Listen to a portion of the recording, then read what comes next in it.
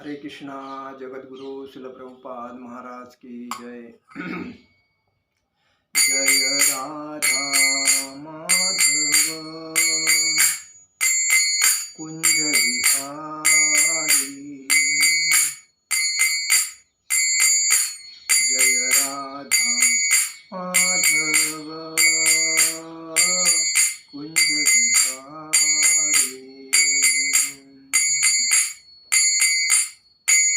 गोपीजन वल्लभा गिरिवरधारी।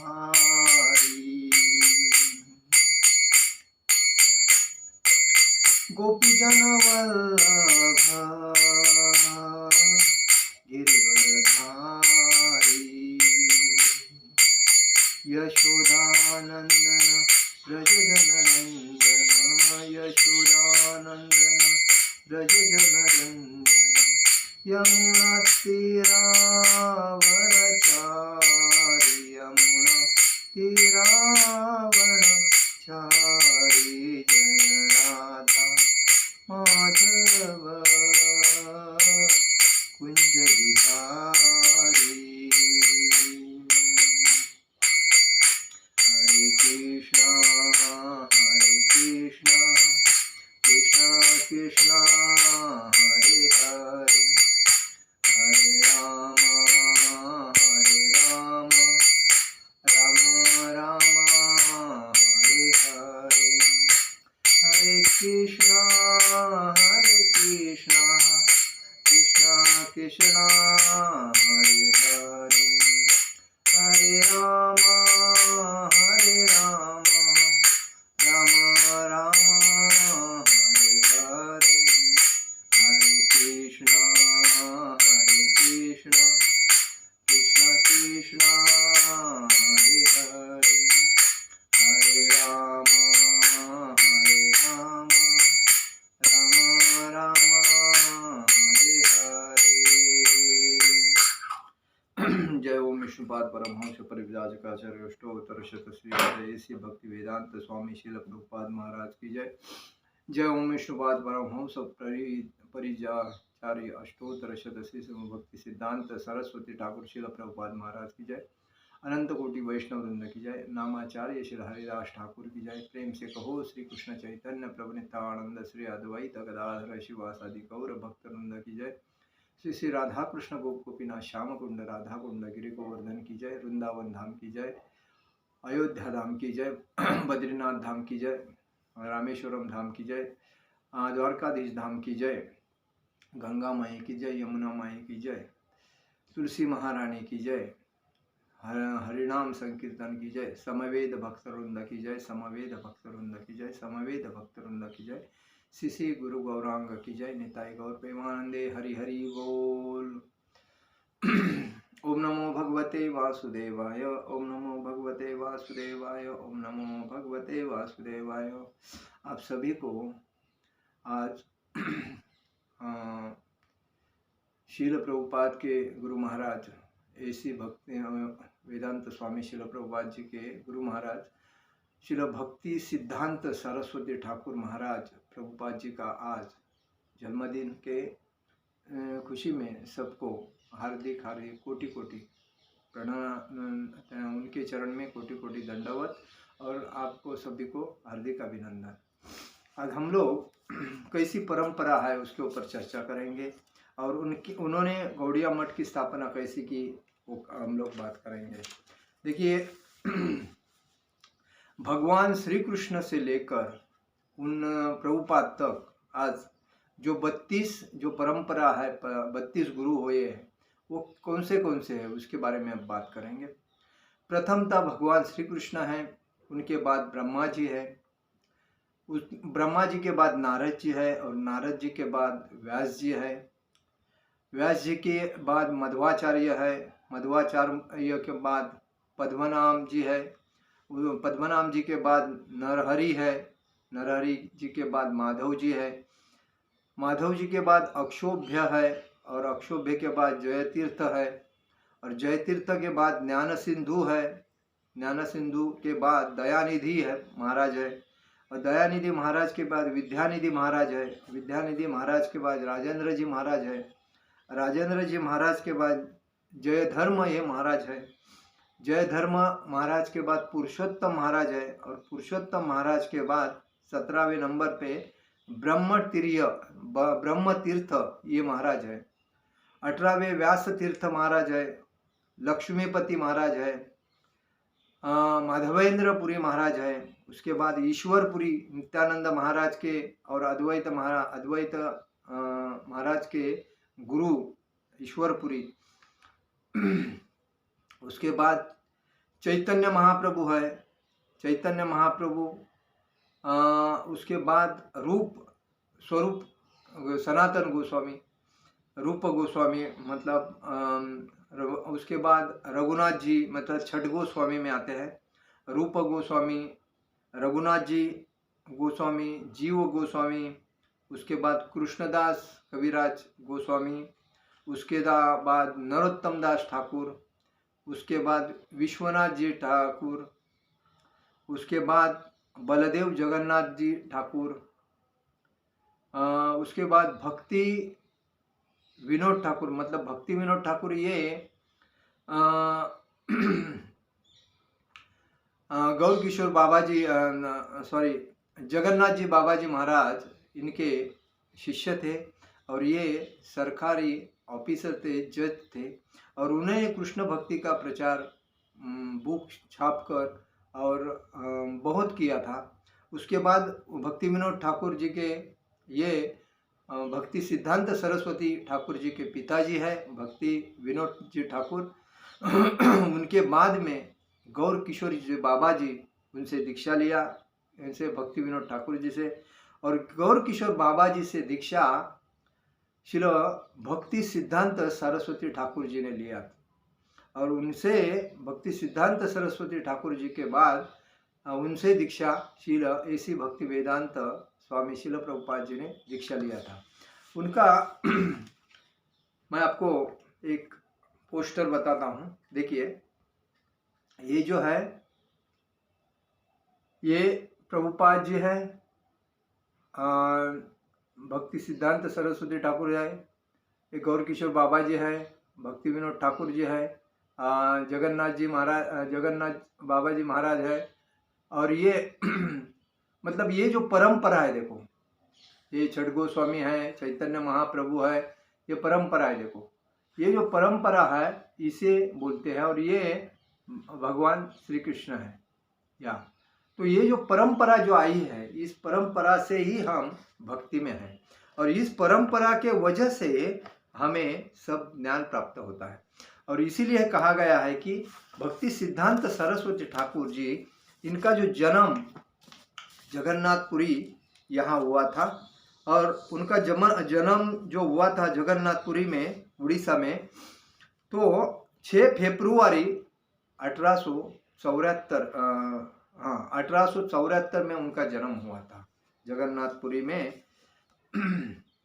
उनका जो नाम था वो बिमला प्रसाद दत्ता ऐसा पहला नाम था उनका, और मतलब भौतिकवादी नाम बिमला प्रसाद दत्ता था, और आध्यात्मिक नाम उनका भक्ति सिद्धांत सरस्वती ठाकुर ये नाम था। उन्होंने गौर किशोर जी बाबा जी से दीक्षा लिया था, और उन्होंने 1900 हम बोलते हैं ना 1910 1915, तो 1900 में दीक्षा लिया था उनसे, और उन्होंने पूरी दीक्षा लेने के बाद उन्होंने भक्ति का जो प्रचार किया वो भक्ति का प्रचार करके पूर्ण भारत में 64 शाखा वैष्णव मतलब वैष्णव भक्ति के वो 64 शाखा खोले थे, और उन्होंने विदेशों में 3 शाखा खोले थे, एक जर्मन इंग्लैंड ऐसे मतलब देश थे उधर। उन्होंने स्थापना की गौड़िया मठ की, उन्होंने गौड़िया मठ की जो स्थापना की और उसका जो प्रचार किया तो अफाट प्रचार किया, और इसीलिए उन्होंने भक्ति सिद्धांत सरस्वती ने प्रभुपाद जी से जब मिले थे तभी प्रभुपाद जी से यही संदेश दिया था कि आपको अगर कभी भी पैसा मिलता है क्या बोले थे भक्ति सिद्धांत सरस्वती ठाकुर ने? आमारा इच्छा छिल किछु भय कराना, आमारा इच्छा छिल किछु भय कराना, म्हणजे मेरी इच्छा कुछ पुस्तकें छपाने की थी, यदि तुम्हें कभी भी धन मिले किताबें छपवाना। यह राधा कुंड के किनारे खड़े हुए और अपने आध्यात्मिक गुरु को निहारते हुए अभय को लगा कि ये शब्द उनके अंतर मन में प्रविष्ट हो रहे हैं।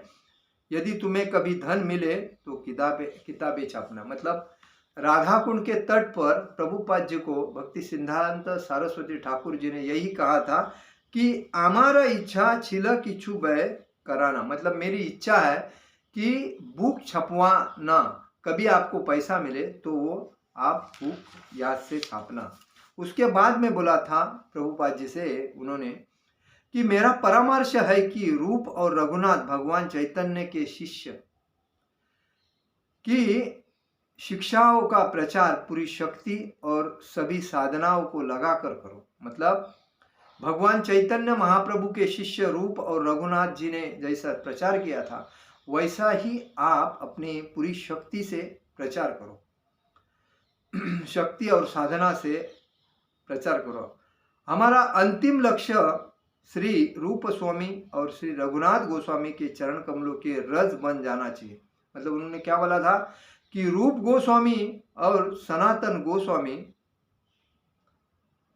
श्रील रूप गोस्वामी और रघुनाथ गोस्वामी के चरण के रज, मतलब रज किसको बोलते हैं, जो मट्टी होती है उसको, वैसा होना जाना चाहिए।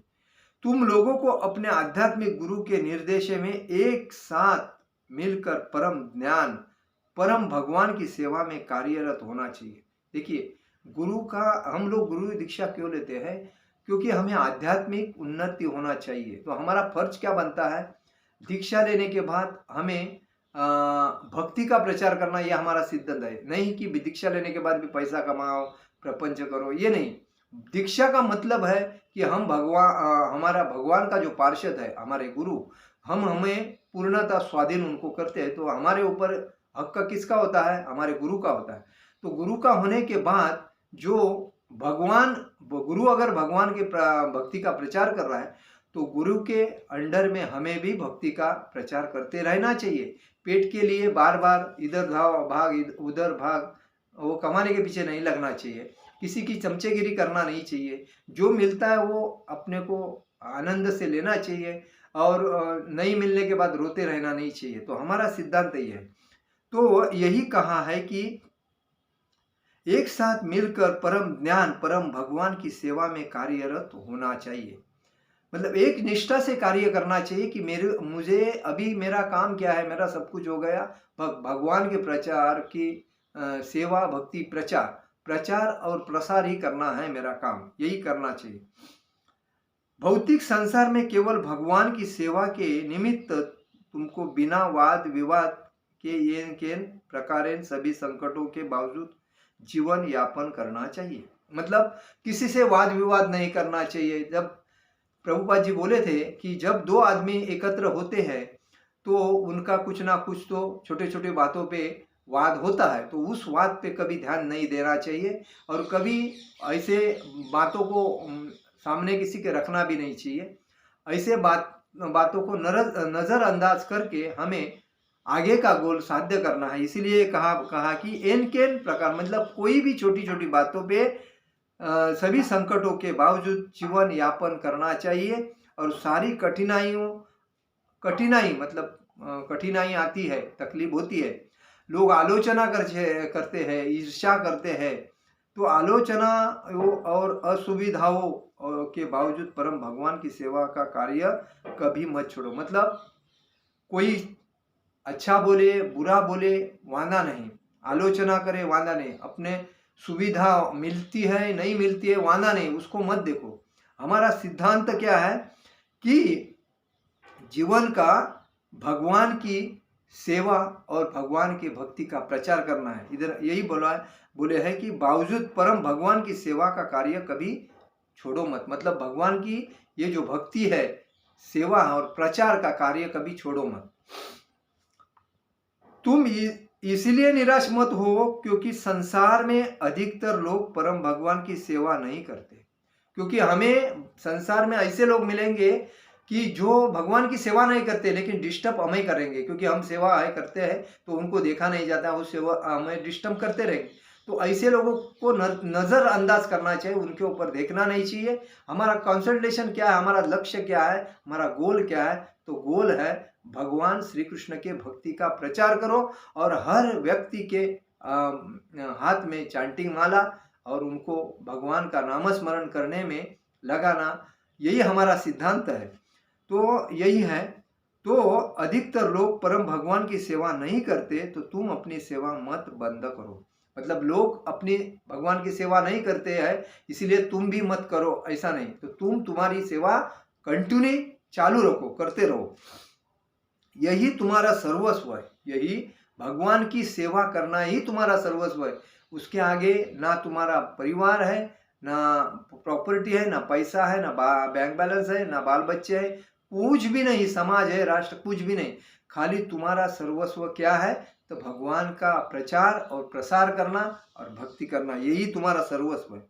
दिव्य भगवान के पवित्र नाम के श्रवण और कीर्तन से सुख मत मोड़ो, मुख मत मोड़ो। मतलब दिव्य भगवान के पवित्र नाम के श्रवण और कीर्तन से मुख मत मोड़ो। मतलब भगवान का नाम दिव्य है और उसका आप प्रचार करते रहोगे, स्मरण करते रहो, कीर्तन करो, प्रवचन करो, लेकिन उससे कभी अलग मत हो जाओ। तुम हमेशा भगवान के दिव्य नाम का कीर्तन एक वृक्ष के धैर्य और सहिष्णुता तथा एक तिनके की विम्रता की भांति करो। मतलब तुम हमेशा भगवान के दिव्य नाम का कीर्तन एक वृक्ष देखो, वृक्ष जो होता है, झाड़, कोई भी झाड़ देखो, वो धूप लगने दो, बारिश लगने दो, ठंडी लगने दो, और कोई उसके ऊपर प्रहार करने दो या कोई कुछ गंदा डालने दो, कुछ नहीं करता है। वो अपना वृक्ष एक जगह पे खड़ा रहता है, जैसा कि निर्जीव है ऐसा, लेकिन वो सजीव है, लेकिन वो सहता है सब कुछ, सहनशीलता उसमें ज़्यादा है। हर व्यक्ति ने उसके झाड़ के गुण लेना जरूरी है, क्योंकि हम लोग छोटी छोटी बातों को बड़ा करके उसका इशू करते हैं और आपस में झगड़ा लगा देते हैं, और झगड़ा लगाने के बाद बाजू वाले आजू बाजू के लोग मजा देखते हैं और उसमें किसी का तो बुरा हाल हो जाता है और एक का अच्छा होता है, लेकिन आज उसका बुरा है तो कल तुम्हारा बुरा हो जाएगा। तो ये कभी भी नहीं खेलना चाहिए गेम। अभी इसको बोलते हैं पॉलिटिक्स। तो ये पॉलिटिक्स के वजह से लोगों के घर बर्बाद होते हैं और लोग मजा देखते हैं और अपना फायदा, लेकिन मजा देखने वाला जिस दिन खड्डे में जाता है उसको कोई बचाने नहीं आता है, ये समझना चाहिए। तो ऐसे छोटे छोटे बातों से कभी उसको उगलना नहीं चाहिए। तो वही बोलते हैं कि तुम्हारा हमेशा भगवान के दिव्य नाम का कीर्तन वृक्ष के धैर्य और सहिष्णुता तथा एक तिनके की विनम्रता की भांति करो। सहिष्णुता मतलब सहन करने की शक्ति, धैर्य मतलब कठोरता, मतलब सहन करने की शक्ति, और सहन करने मन। वृक्ष कैसा होता है, देखिए, कभी भी धूप में भी एक साथ रहता है, हवा आती है तो भी कुछ होता नहीं है। तो ऐसे मतलब सहिष्णुता करके तिनके मतलब एक किसपाट होता है, बोलते मराठी में किसपाट बोलते हैं, एक पत्ते के जैसा, मतलब जो चार का पत्ता होता है, इधर होता है उधर होता है, तिनके के जैसा। तो तिनके की विनम्रता की भांति, मतलब तिनका कैसा, किधर भी कुछ भी होता है लेकिन अपने जगह पे रहता है, कभी उसको कोई तकलीफ नहीं होता है, वैसा तिनके की भांति विनम्रता होना चाहिए। विनम्रता ये सब में होना चाहिए। लेकिन हर व्यक्ति में 6 राक्षस है, लोभ, क्रोध, अहंकार, ईर्ष्या, माया, और ये जो राक्षस है ये आदमी को हैवान बनाते हैं, और हैवान बनाने के बाद आदमी एक दूसरे के ऊपर ईर्ष्या करता है, कोई भी चीज़ की लालच रखता है। जब पैसा हो जाता है तो अहंकार बनता है, और पद प्रतिष्ठा मिलती है तो उसको जैसा लगता है कि मेरे जैसा कोई है ही नहीं।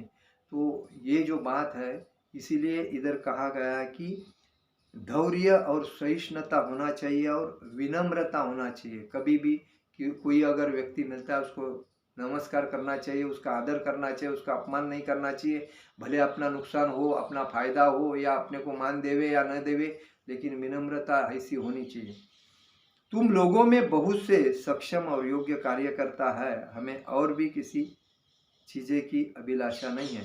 मतलब आपके जैसे जो लोग हैं, सक्षम है, योग्य है, आपका वक्तृत्व अच्छा है, बात करने का तरीका अच्छा है, आप प्रचार कर सकते हो, तो ऐसे लोग हमें चाहिए। बाकी की मतलब हम किसी चीज़ की अभिलाषा नहीं करते, मतलब लोभ नहीं करते किसी चीज़ की।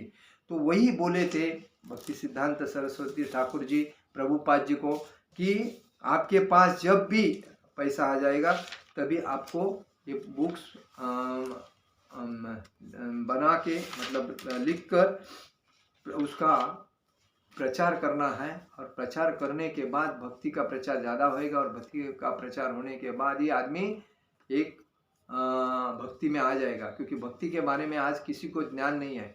ये संसार माया का संसार है। इस माया में लोग पैसे के, प्रॉपर्टी के, संपत्ति के, बाई औरत के और कोई कोई चीज़ के पीछे लगते हैं। लेकिन उनको अगर बोला जाए जितना मिला उतना शांति रखो और भक्ति में आ जाओ, तो उनको लगता है ये पागल है। तो ये बात है। तो इसीलिए तो ऐसे जब गुरु ने उनको आदेश दिया कि आप विदेश में जाके भक्ति का प्रचार करो, और इस भक्ति का प्रचार करने के बाद उन्होंने कभी भी श्रील प्रभुपाद जी को गौड़िया मठ के भक्तों में मिक्स होने नहीं दिया।